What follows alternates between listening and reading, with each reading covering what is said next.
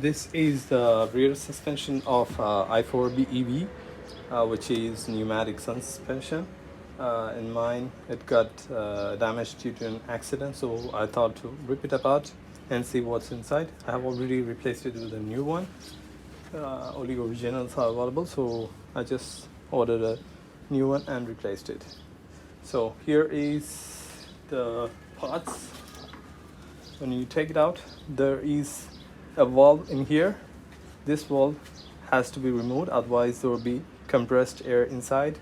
So with a flathead or something, just remove it and turn it to and forth, then pull it up, then you will get it.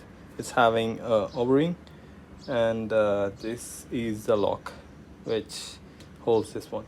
So you got it out. Once you take it out, the air will be discharged. Now you go to the front side. I have already taken it out. So it comes with these 4 pots, just like this.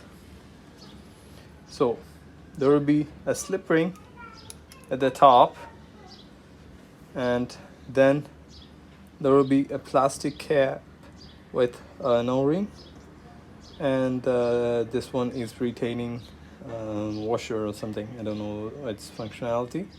So what you got to do is first take this slip ring out using a flathead. Make a slit in here, otherwise you won't be able to get the slip ring out. Make a slit in here where the edge comes, and with a flathead, normal flathead,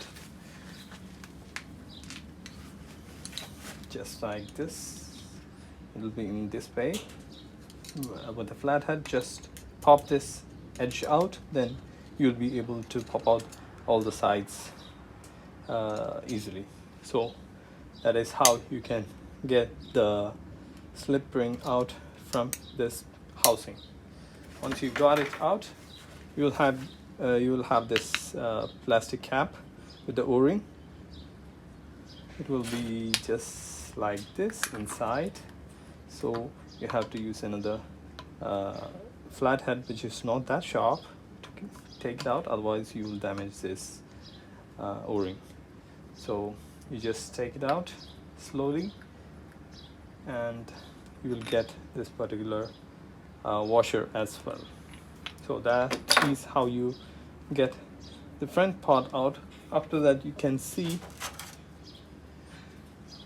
the suspension, which will be holding in here with this particular nut, which is 19mm, and there won't be enough space to put the open wrench in here, and the middle part is T40 female, so you have to put a T40 male tool in here, and just because of the space congestion, use a big flathead. I use this one to just tighten this particular nut there, to hold the nut over there, and the T40 will be taken out using I used with the impact tool, which will be easy. Did it in clockwise direction. If you are using the bolting part only, you have to use, the nut part, you have to use the counterclockwise direction. So that is how I took this particular nut out. So if you are using the T40 to remove, it should be clockwise, and if you're taking out using the nut, it should be counterclockwise. This side is on the top, there is a small portion where you can hold with an open wrench. It is 16mm, but I was not able to hold it, so that is the reason I used the flathead tool. tighten that part.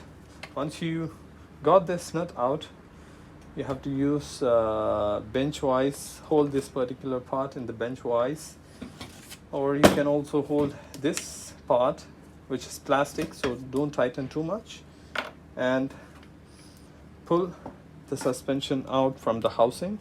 It's having an o-ring, big o-ring. That's the reason it'll be time consuming and a little bit difficult to pull it out.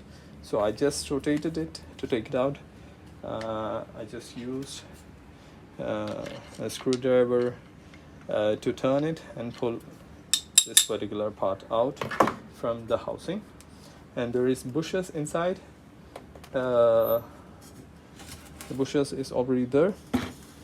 I think you cannot see that without the light. So bushes is anyways inside, so it will stay. I'm not gonna take this part out, and this is where it got damaged due to accident. So I'm gonna try to take it to a repairing shop if they can repair this particular suspension. I'm not gonna do it quickly. It'll take a while because I have already replaced with a new one.